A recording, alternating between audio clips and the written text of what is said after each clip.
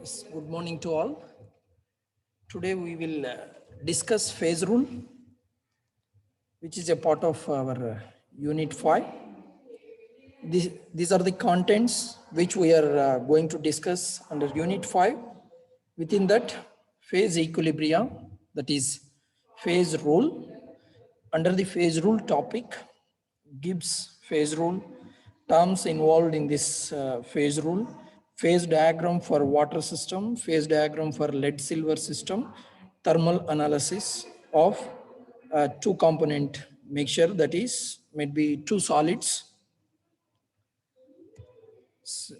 This is the outlay of today's lecture, that is introduction to phase rule and explanation of important terms, that is phase, component, degrees of freedom or variance, conditions for phase rule or phase diagram, and applications of phase rule and derivation of Gibbs phase rule. Anyway, we are not going to discuss about the derivation of phase rule. Let us phase diagram for one component system and phase diagram for two component system. Okay, these are the topics. Before going to phase rule, we have to discuss important terms. These might be known terms already. So we know well already what is a matter. Matter is nothing but which is having a mass and volume, that is known as a matter. And what kind of changes this matter will undergo. Okay, mostly the matter will undergo two changes. One is a physical change and second one is a chemical change, and it may be microscopic or it may be macroscopic. And properties of matter, these are the properties of matter. This density, melting point, boiling point. And, these are the important points which we are going to discuss in our today's lecture. And what is a physical change? First, if you want to define a physical change, okay, simple, it is very simple. If any substance which undergoing a change, it should not change its molecular formula, keep in mind, or chemical composition. Okay, that is known as physical change. If it is changing its molecular formula or chemical composition, that is known as a chemical change. Let us freezing of water and melting of water, vaporization of water. Okay, all these are the uh, examples for physical change. Okay, all these are the examples for physical change. And if you come to the other examples, even solubility, density, vapor pressure, color, the hardness, all these will be coming under physical change. Okay, melting and boiling points, when they are physical change. What is a chemical change? If any substance which, if it is undergoing a phase change with a change in composition or its formula, that is known as chemical change. And mostly how we can identify this chemical change? By seeing the chemical formula and the characteristics of chemical changes. Just you see, these are the examples, even reaction with acids and bases, corrosion and reducing agents, oxidizing agents, reaction with oxygen. All these are the examples for chemical change, which will bring change in its chemical composition or chemical formula. Okay. So now we can classify the properties in two types. One is intensive property and extensive property. What is intensive property and what is extensive property? We should. Intensive property is, let us take a simple example, density. Density of 1 gram material or density of 1 kg material. You see that it does not depends on the mass and volume or the quantity of the sample. Okay. This type of property is known as intensity or intensive property. Similarly, color. 1 gram material or 1 kg material or 1 ton material, a color will be the color. Okay. It does not depends on quantity of material. That is known as intensive property.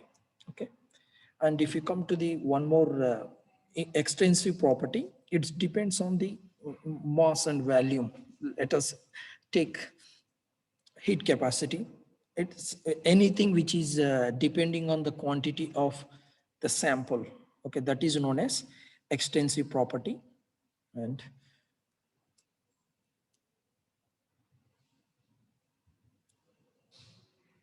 these are the things, very simple things. We no need to discuss even. Yes, one more new term, that is system. System should have a structure and it should have a behavior and it should have an interconnectivity. With these three things, we can define the system. So it might be isolated or it might be equilibrated system with another system. Okay. And if you come to again the system classification, we are having two types of systems. One is homogeneous system and second one is heterogeneous system. Homogeneous system means physically and chemically both is uniform. It is known as homogeneous system. Milk in water, physically and chemically. You see that it is physically and chemically they are uniform now. Okay, that is known as homogeneous system, and you cannot separate physically. Okay, heterogeneous equilibrium or heterogeneous system means physically chemically separable, that is sand in water. Okay, so anything which is heterogeneous which can be separable, that is heterogeneous equilibrium. Homogeneous systems or heterogeneous systems. Okay, so now if you come to the main term, that is a phase. Phase is a homogeneous. You see that now we know what is the phase. Phase is a homogeneous, physically distinct, physically discriminatable or distinguishable. That is the meaning. Phase is a homogeneous, physical, distinguishable, and mechanically separable part of a system. Okay.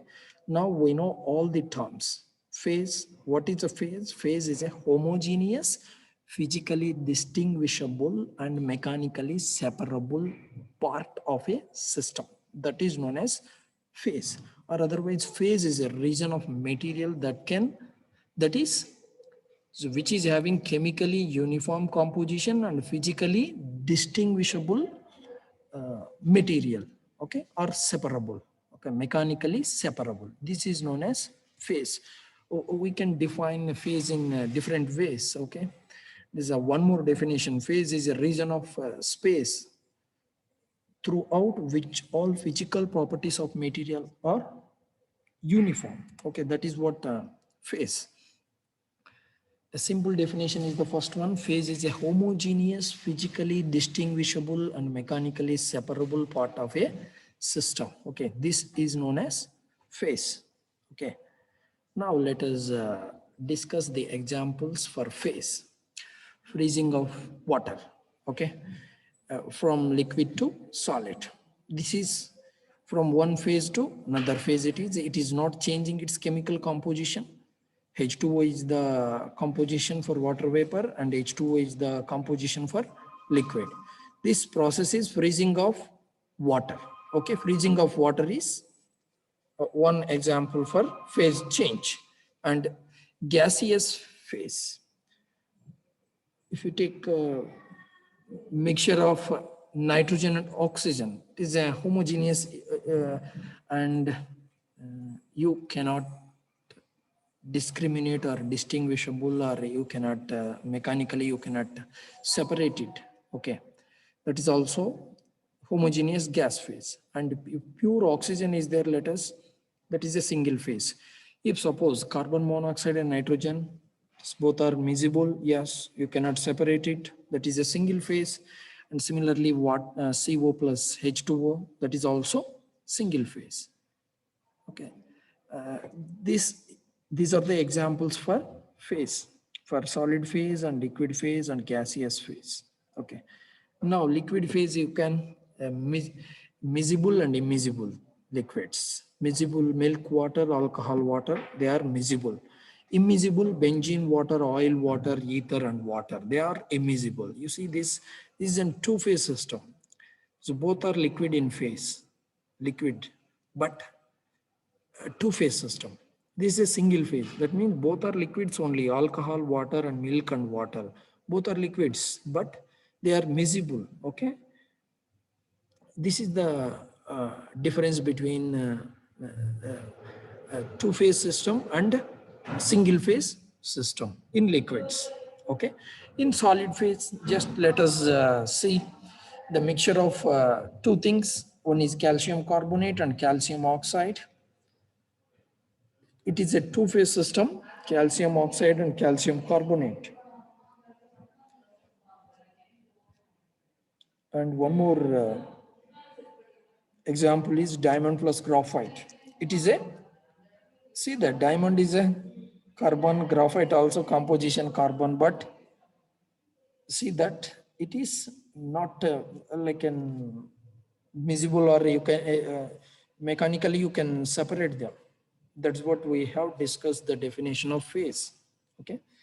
Though the composition is same, you see diamond and graphite, but it is a two-phase system. Okay.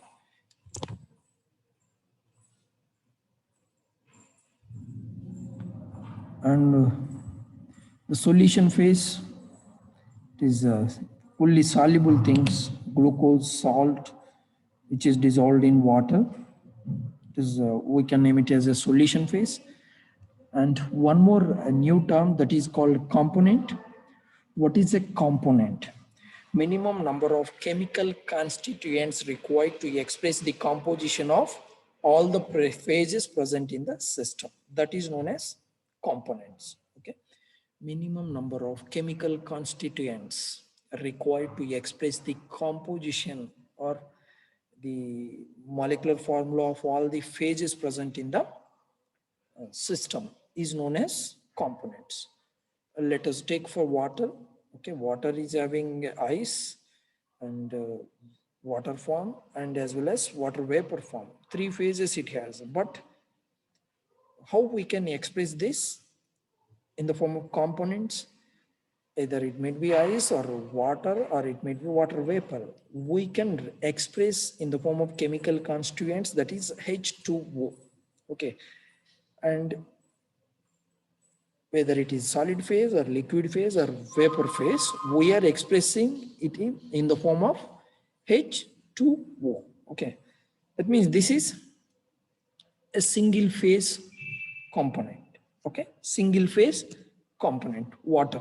Okay, it is, though it is having three phases, but you can express it. That's what minimum number of chemical constituents. What is the minimum number of chemical constituents required to express the composition of ice, water, and water vapor? H2O. One is enough. We can represent everything. That means either it may be ice, or it may be water, or it may be water vapor.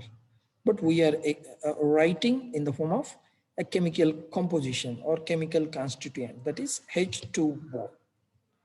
Examples for components, even freezing of water. Okay, liquid phase is becoming solid, freezing of water. Or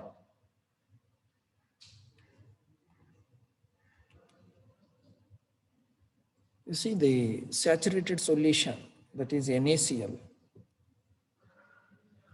One is solid NaCl and solution NaCl and water vapor. Let us here it will be different. You see that you can express this thing either in the form of sodium chloride plus H2O. Either it may be solid NaCl or solution NaCl or water vapor. So how can we express this? You see that in three compounds, that is solid NaCl, NaCl solution and water vapor. how we can express in the form of components. Now we can express in the form of NaCl plus H2 is a two component system. Similarly, calcium carbonate. This is a calcium carbonate solid. If you are heating it, we get calcium oxide and carbon dioxide. So now, see that calcium carbonate and solid calcium oxide and gaseous carbon dioxide. Three things are common. So now we have to find out the phases. Let us take this calcium carbonate and carbon dioxide and calcium oxide. With respective to two components, we are expressing the entire thing. You see that calcium carbonate phase, how we can express in the form of chemical composition, CaCO3 plus CaO, 0, that is moles 0. That is okay. Now, CaO, how can we express this CaO phase? 0 CaCO3 plus CaO. Okay, it is okay. Carbon dioxide. How can we express this carbon dioxide phase? CaCO3 minus CaO. See that? The each phase of this previous equation, CaCO3 solid and CaO solid and CO2 gas, each phase of the thing we can express with two components. And similarly, another option, let us take CaCO3 and CO2. Okay, two things. In first case, what we have taken? In first case, what we have taken? Just two things, CaCO3 and CaO. Now what we are taking? Just CaCO3 and CO2. With the help of these two components, now we will try to represent our phase, CaCO3. Now how can we represent with this CaCO3 and CO2? Just you see that CaCO3 plus 0 CO2, or otherwise CaO. How can we represent this CaO phase? CaCO3 minus CO2. Okay, and how can we represent CO2 plus CO2 and 0 CaCO3? See that it is possible to express each phase of the reaction with the help of two components, and one more option is CaO plus CO2. With the help of these two components, we can express the each phase of our reaction, that is CaCO3 and CaO and CO2. CaCO3, CaO plus CO2. It's okay, both the things are equal. And how can we write CaO plus 0 CO2? You see that? How can we represent CO2 phase? 0 CaO plus CO2. You see? Each phase we can express with these two components, that is CaO plus CO2 and CaO plus 0 CO2, 0 CaO plus CO2. Okay, now this system is two component system. This system is two component system. Okay, CaCO3 and CO2 and CaO.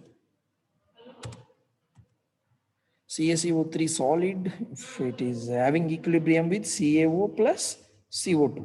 CO is a solid, CO2 is a gas. Okay, here either it is a gaseous phase or solid phase. Just you see that with the help of two components we could able to, that's what we are giving the definition of component. What is the component? Minimum number of chemical constituents required to define a phase. Okay, CaCO3 phase and CaO phase and CO2 phase. Each phase we are expressing with two components, either CaCO3 CaO or say CaCO3 CO2 or CaO CO2. Okay, and this is what best example to understand the components.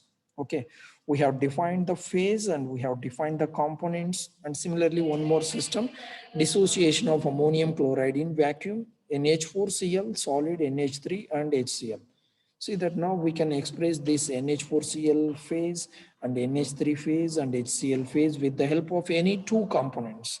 Either what are those two components? Just you let us see that ammonia and HCl.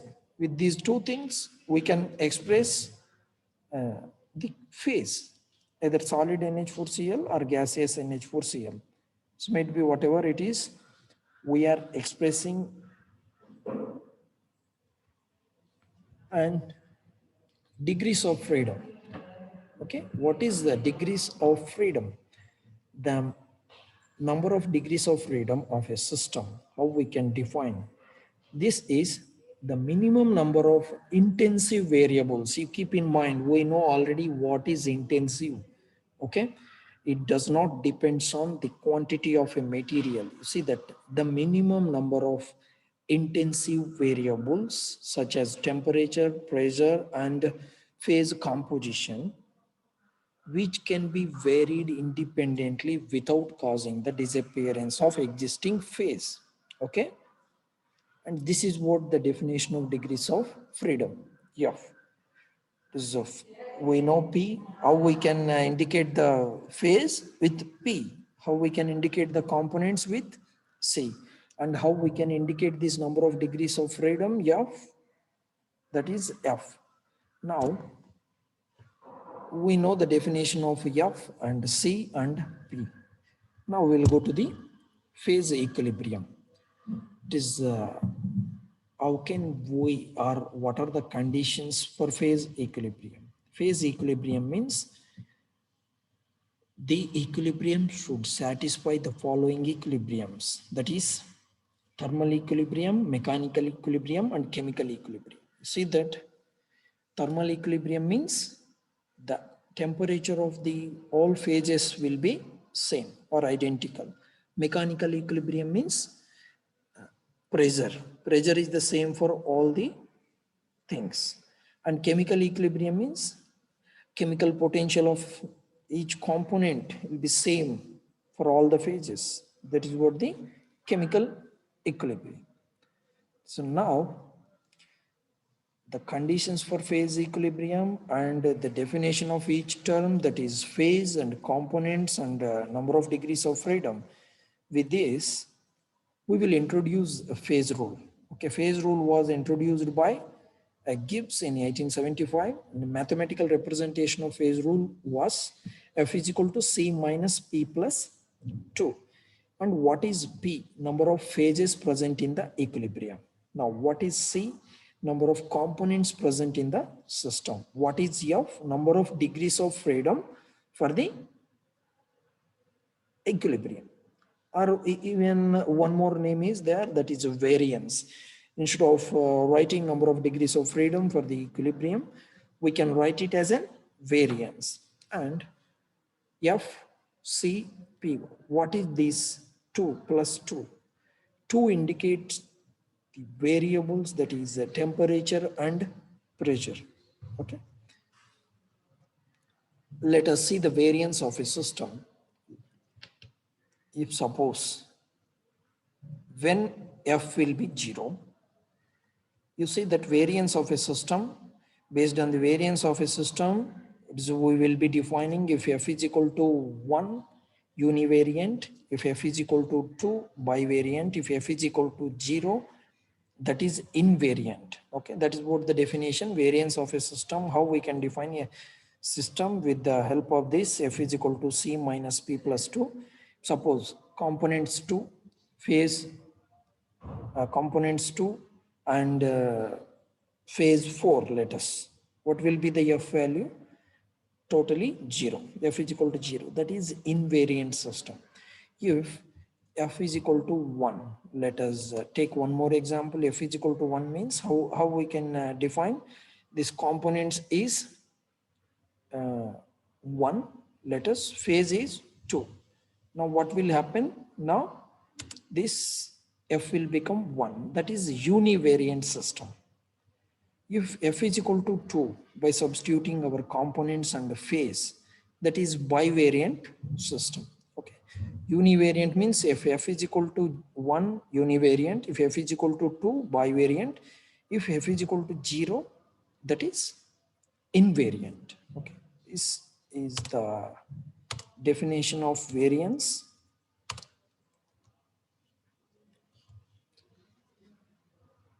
It's the same thing we are discussing once again here.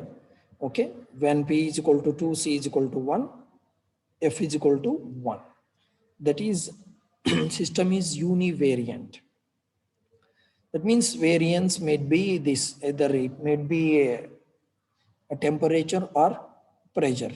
For which system or which two phases it will be? When water is becoming water vapor, what will be the F? F is equal to 1. Why? How? Just water and water vapor components is C, 1. Phases are 2. Okay. And if you substitute this F is, P is equal to 2 and C is equal to 1 in this, what will happen? F will become 1. F will become 1. That is univariant system. For univariant system, what is the example? Water will become water vapor. And one more thing, if ice is becoming water, that is also same. It is an F is equal to 1. Let us water vapor, ice is becoming water and water is becoming water vapor. In this case, you see that if F is equal to 0 means, you see here, P should be 3 and C should be 1. Now, three phases, that is ice, liquid, water vapor. Now, phases are how many phases in water? Three phases. What is the composition component? H2O, only one. That means 1 minus 3 plus 2. What will happen? 1 minus 3 plus 2. See this here. Component 1. Why one component? In whatever it is, solid phase or liquid, ice or water vapor, we are expressing in the form of H2O. That means only one component system. C is equal to 1. Now how many phases? Three phases. 1 minus 3 plus 2. 3 plus 3 minus 3, 0. F is equal to 0. Yes, you see that. Now F is equal to 0 means invariant. That is called invariant system. Okay.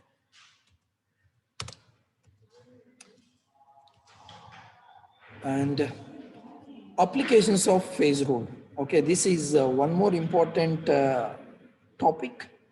What is the use of this phase rule? You see that it explains the behavior of heterogeneous equilibrium and the effect of temperature, pressure, and concentration on heterogeneous equilibrium.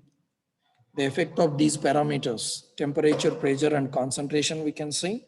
And phase rule is applicable to macroscopic system, and it is applicable to only macroscopic systems. And intensive, extensive, I told you already. Phase rule does not account the nature of or amount of substance. You see that it is like an intensive thing. Okay, whether it is applicable for intensive or extensive, you see the equilibrium state is independent of time factor. It doesn't consider the time factor, and it is applicable to heterogeneous systems. Okay, these are the limitations of phase rule. Okay, and one more important thing is yes, limitations and applications. If you know the limitations, we can define even application. So now during this phase rule application, you see, it does not consider, phase rule does not consider the gravitational force or magnetic force or electrical force or some other surface forces. All these forces will be ignored, okay, while applying the phase rule. And phase rule is applicable to only equilibriums, okay. On that equilibrium, whether the effect of pressure is there or not, effect of temperature is there or not. If it is there, how it will be varying. Okay, and the relation between this pressure and temperature, if you are seeing in the form of graph, that is known as phase diagram. Okay, let me discuss during the definition of phase diagram. First, you see the limitations.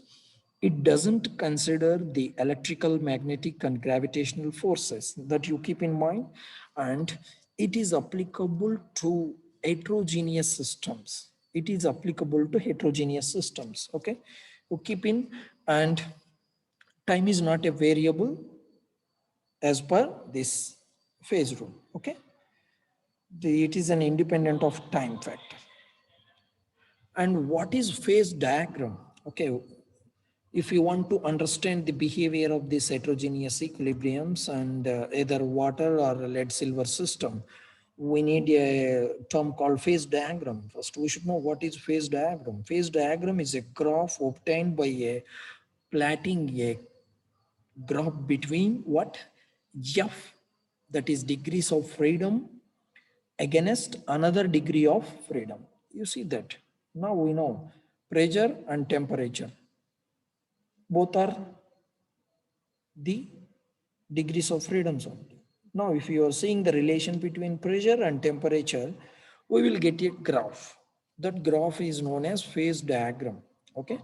Phase diagram is a graph obtained by plotting one variance to another variance, either F, that is either number of degrees of freedom or one variance to another variance. Now, a temperature versus pressure, okay, and temperature versus composition, okay, both are like a phase diagrams, okay.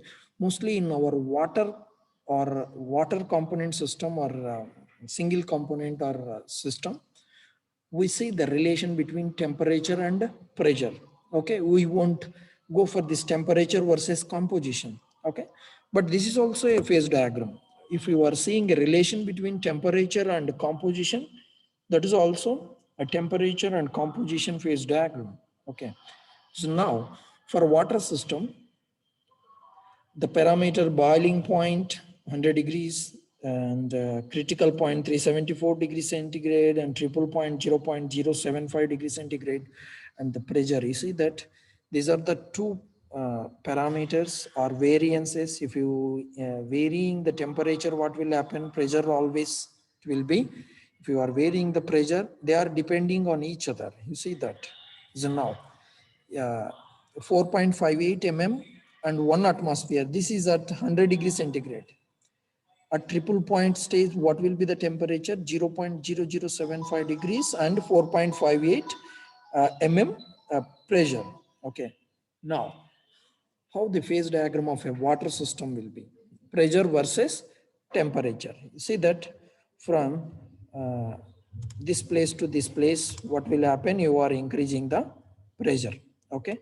And this place to this place, you are increasing the temperature. Now let us assume first this area. Water is in the form of solid ice. Okay. Now if you are increasing the temperature, let us don't see the effect of pressure first. If you are increasing the temperature, what will happen? Ice will melt and it will become liquid. Okay, that is green color. Again, keep on. If you are increasing the temperature, what will happen? Again, water will become water vapor. Okay, two processes we are seeing. First, it will be melting and it will be vaporizing. Now, let us see one more option. If ice directly, if it is becoming water vapor, that is known as sublimation. Okay, ice is becoming water vapor, that is known as sublimation. Now all these three red color processes we have discussed. If ice is melting, it will become water. If water is boiling, it will become vapor. So now let us see the reverse things. Deposition, let us, water vapor will become uh, ice directly, that is known as deposition. And if water vapor, if it is becoming again water, that is known as condensation. You see, this is a reverse process. And while decreasing the temperature, what happens? Again liquid, again if you are decreasing the temperature, what will happen? Liquid water will become solid ice. Now these are the processes which will happen during the variation of temperature. Similarly, a pressure effect. You see that uh, both are dependent. Pressure will be depending on temperature and temperature will be depending on the pressure. In the similar manner, if you vary the pressure, the same thing will happen. Okay. This is the basic information what we require to discuss about the phase diagram of water. Okay, now we know the the terms, we know the phase rule, F is equal to C minus P plus 2. Okay, that is very, very important. Since directly we are introducing F is equal to C minus P plus 2, we have defined what is phase and what is components and what is variance we have defined. And now we are going to directly one component phase diagram of water. Okay, phase diagram of water. First, ice. Ice is becoming water, liquid, and liquid is becoming water vapor. Okay, now see that by seeing this diagram, this is the phase diagram of water. This is the pressure increasing. We are increasing the pressure in this side and we are increasing the temperature in this side. Now, if you see this diagram, we can classify this diagram into three ways. One is points, one is curves, one is area. Now, let us see this area and BOC. You see that this is the area which is representing our ice, and AOC, which is representing our liquid water. Okay. And one more thing is AOB curve. You see that? And AO curve, below that AO curve, water is in the form of water vapor. Okay. You just clearly we can see this diagram. This is the phase diagram of water system. And if you vary the temperature and if you vary the pressure, what will happen to the phase? Ice is becoming water and water is becoming water vapor, or ice is becoming directly vapor. Okay. Beyond this dotted line, this will become water vapor. Okay. At this point, what will happen at this point? Ice, water, and water vapor, they will be equilibrium in each other. Okay. That is what this point will tell us. Now, the entire phase diagram of water system has three things to discuss. First thing is curves. First curve is CO. Okay, the curve. What this curve will tell us? CO. What this curve will tell us? Ice is becoming water. Okay. Beyond this, below this curve, it is ice. Above this curve, it is water. Now, one more curve. AO. What is the one more curve? Yes, AO. This is the one curve. AO. And water is becoming water vapor. Below this curve, it is a liquid. Above this curve, it is a water vapor. And now, along this curve, if you see this solid and it is becoming vapor here. Directly, solid ice is becoming vapor. Okay, sublimation at this point. At this point, solid, liquid, and vapor, three things are in equilibrium. The temperature where these three phases are in equilibrium and the pressure where these three phases are equilibrium, that point is known as a triple point. Keep in mind, one triple point is there, three curves are there, three areas are there in water phase diagram. Okay. In water system phase diagram, we are having one point that is a triple point O. At that point, ice and water vapor will be in equilibrium. Okay, in equilibrium. And the temperature and the pressure where these three phases will be in equilibrium with each other is known as a triple point. The temperature is 0.0075 degrees centigrade and pressure is 4.58 millimeter. This is known as a triple point. The curves OA curve or CO curve or OC curve, okay, and BO curve, okay, and areas, what are the areas? This areas, if you see BOC, this area, the entire thing will be in the form of ice, and COA, and the entire thing will be in the form of liquid, and AOB below that, okay, below that it will be in the form of water vapor.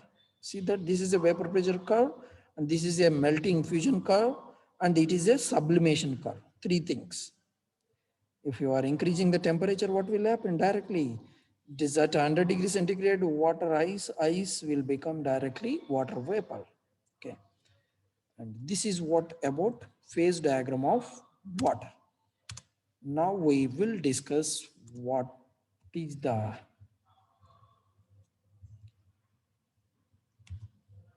see that we are going to discuss about the silent features of water diagram, water phase diagram. See that curves. What are the curves? OA curve first. See that OA curve. What is there in the OA curve? Okay. Now this is the OA curve. Okay. Now in OA curve, this is a vaporization curve.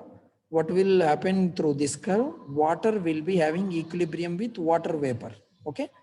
That is what water is having equilibrium with water vapor. Okay. And OB is a melting curve. That is the ice is becoming water. That is what we are writing. What are the phases? And OC sublimation, OC curve, this ice is becoming water vapor. Now, in each case, what is the number of phases? Water and water vapor, two phases, P is equal to 2. Ice and water, phases is 2. Ice and water vapor, phases is 2. And what is the component? It is a single component. That means C is equal to 1.